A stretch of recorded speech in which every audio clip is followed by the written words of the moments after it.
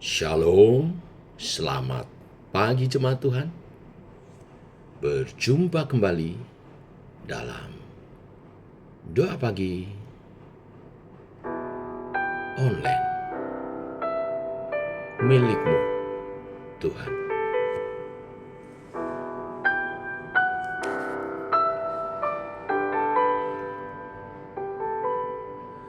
Kami bersyukur atas rancangan-Mu yang terbaik dan terindah bagi kami.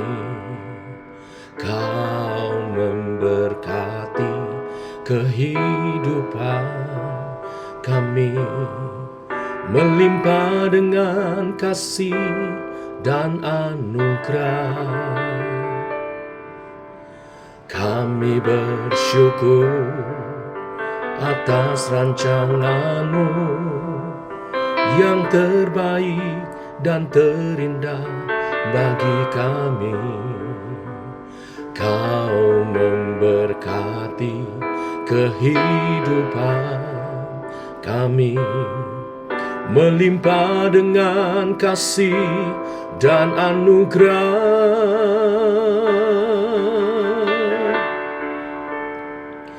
Kami dan seisi rumah kami bersehati untuk terus memuji, menyembah-Mu, Yesus Tuhan, hingga akhir, bahkan sampai keturunan kami.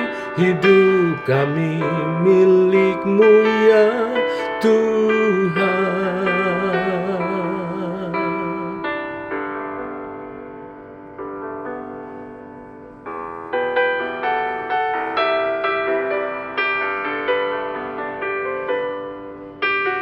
Kami bersyukur atas rancangan-Mu yang terbaik dan terindah bagi kami.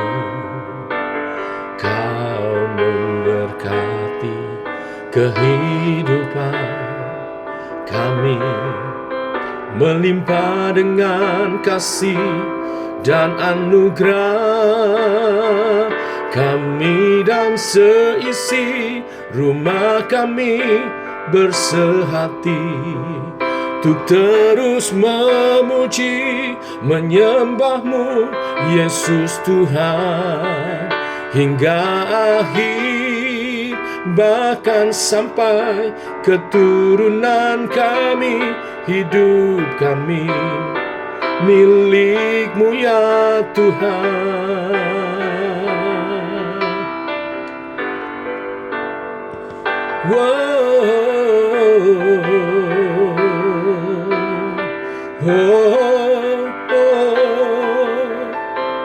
Hidup ini milik-Mu, cinta ini milik-Mu, semuanya milik-Mu.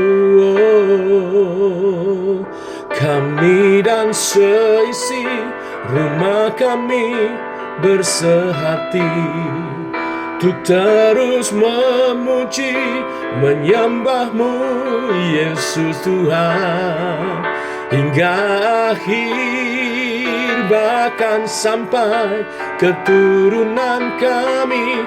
Hidup kami milik-Mu ya Tuhan. Bersehati untuk memuji, menyembah-Mu, Yesus Tuhan, hingga akhir, bahkan sampai keturunan kami.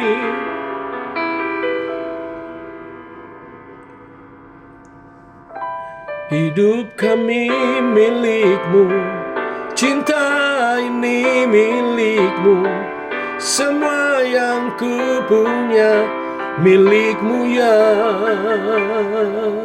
Tuhan.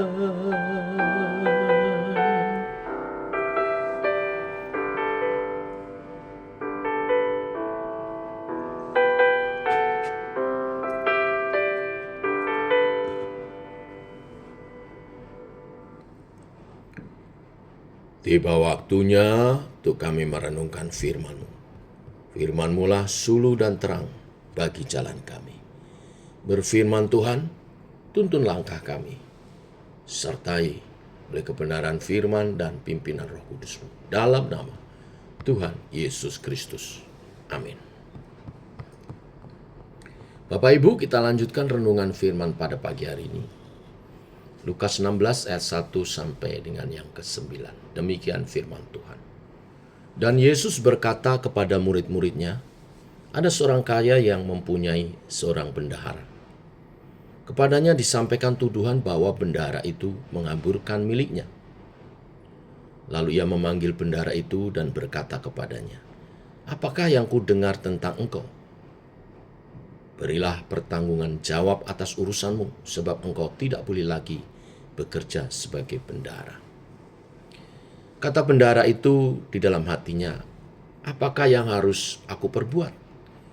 Tuanku memecat aku dari jabatanku sebagai bendahara, mencangkul aku tidak dapat, mengemis aku malu.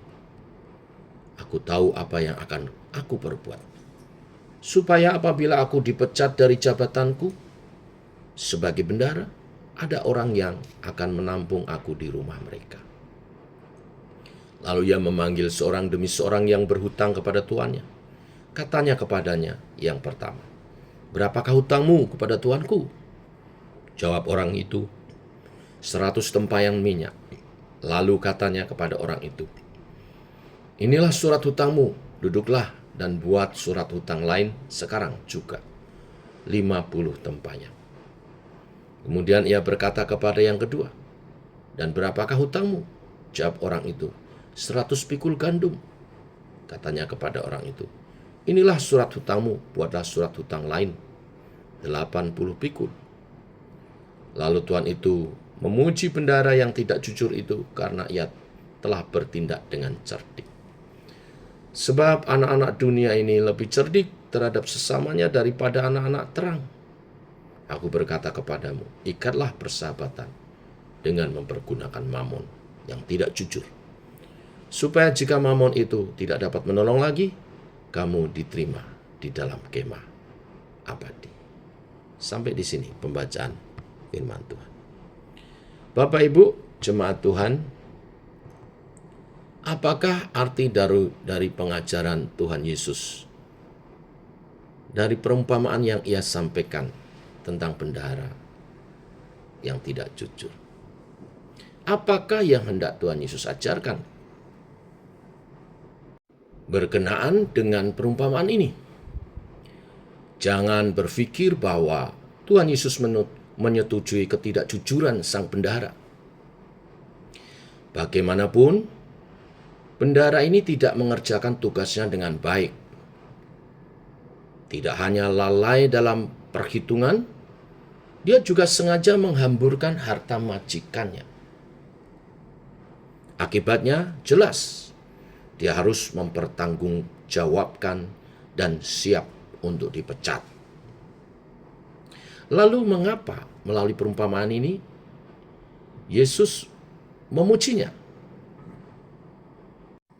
Melalui perumpamaan ini Tuhan Yesus hendak mengingatkan kita, murid-muridnya, bahwa kita memiliki tanggung jawab penata layanan atas segala sumber daya yang dipercayakan oleh Tuhan kepada kita, termasuk harta kita.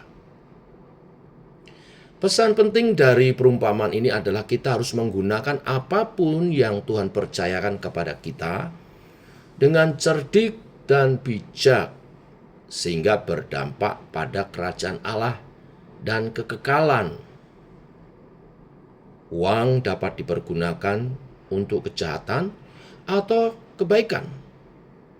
Tetapi kita sebagai anak-anak Tuhan, Tuhan menginginkan kita mempergunakan harta kita, uang kita untuk kebaikan yang berdampak pada kekekalan. Perumpamaan ini menantang kita untuk melihat hidup dari perspektif kekekalan. Sehingga ketika kita membuat keputusan hidup saat ini, keputusan itu mencerminkan nilai-nilai spiritualitas kekekalan kita. Oleh karena itu, mari melalui perumpamaan yang diajarkan Tuhan pagi hari ini, kita menyadari bahwa semua yang ada pada kita, termasuk harta, keluarga, potensi-potensi, karunia-karunia, adalah berkat karunia anugerah dari Tuhan. Semua adalah titipan yang dipercayakan untuk kita kelola dengan tujuan kerajaan Allah dinyatakan di bumi, dengan tujuan kekekalan melalui kehidupan kita. Sudahkah kita mengelola dan menggunakannya dengan bijaksana? Bila belum, mulailah dengan peringatan Tuhan hari ini supaya kita hidup bijaksana. Jangan kalah dengan orang dunia. Mereka gunakan segala potensi diri untuk hidup lebih baik di dunia. Kita juga jangan kalah, kita juga menggunakan segala potensi diri yang merupakan anugerah dari Tuhan untuk hidup lebih baik. Tidak hanya di dunia, tetapi kekekalan. Oleh sebab itu kita mesti pakai segala potensi diri kita, bahkan juga berkat-berkat harta benda yang Tuhan limpahkan untuk melayani Tuhan, untuk sesuatu yang bernilai kekal. Dan percayalah, Tuhan akan terus menambah-nambahkannya. Diberkati, jadi berkat, sukses di bumi, sukses di surga. Tuhan memberkati. Shalom, mari kita berdoa. Bapa, kami mengucap syukur oleh kasih dan anugerah-Mu. Pagi hari ini firman-Mu dahsyat. Engkau mengajar kepada kami supaya kami bijaksana. Tidak seperti orang yang bodoh, yang mendirikan rumahnya atas dasar pasir, yaitu hal-hal yang sementara. Tetapi kami mau jadi orang bijak yang mendirikan rumahnya di atas batu karang, yaitu kebenaran firman dan ketaatan dalam melakukannya. Firman-Mu hari ini mengajar kepada kami untuk bijaksana menggunakan harta kami untuk kekekalan. Menggunakan harta kami untuk kehidupan yang lebih baik, tidak hanya di bumi, tetapi juga untuk kekekalan.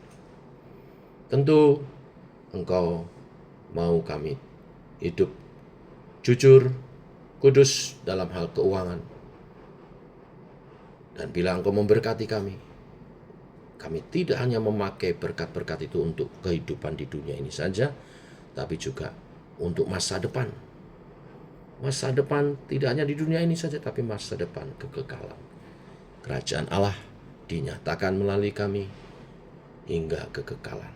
Dan kami ambil bagian di dalamnya melalui berkat-berkat yang Kau percayakan kami kelola dengan sebaik-baiknya. Berkati GKI SEMA, program-program yang ada, menjadi pertumbuhan iman jemaat dan pertumbuhan jumlah jemaat, kualitas kuantitas. Berkati para pengurus yang mengelolanya, keuangan gereja, berkati umat Tuhan, berkelimpahan usaha pekerjaan mereka, dan menjadi pelaku firman pagi hari ini, memakai berkat yang Tuhan limpahkan untuk menyatakan kerajaan Allah di bumi seperti di surga. Terima kasih Tuhan, Engkau menyertai apa yang dikerjakan oleh umat Tuhan dalam pekerjaannya, dalam keluarga, dalam studi, dalam meraih masa depannya. Tuhan sertai. Firman-Mu dalam kuasa Roh Kudus digenapi. Dalam nama Tuhan Yesus Kristus. Amin. Demikian saudara doa pagi kita. Selamat pagi. Shalom.